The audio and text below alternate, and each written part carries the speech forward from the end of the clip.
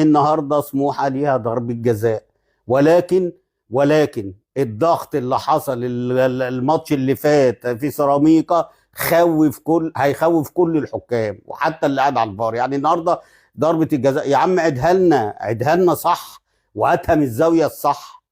زي ما انت جبت الزاويه بتاعه الماتش اللي فات وهم قالوا لا مش ضربه جزاء، هاتها لنا عشان تاكد لنا ان يبقى في شفافيه يا جدعان. حتى المعلق كمان حاجه والله العظيم تخنق، يعني قال لك الجون عبقري بتاع تريزيجيه، جون بالدماغ العبقريه حطها في حته عبقريه. طب يا عم والجون اللي الراجل جابه بتاع سموحه من اجوان ميسي وشيكابالا والناس اللي هي عندها ال الكوره اللي هي بيعملها الار 2 بقى زي ما الكتاب بيقولوا بتروح في المقص، يعني فكرنا بشيكابالا وبيفكرنا بجوان ميسي. ما سمعناش صوته اتحاش يا جدعان، رحمة بينا عشان احنا بنبقى قاعدين بنتفرج.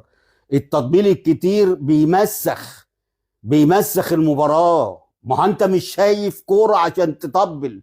ما احنا لو شايفين ان في كورة حلوة وفي هجمة حلوة وفي كروس كويس وشوطة كويسة وتيجي في العارضة والجون احنا اللي هنطبل.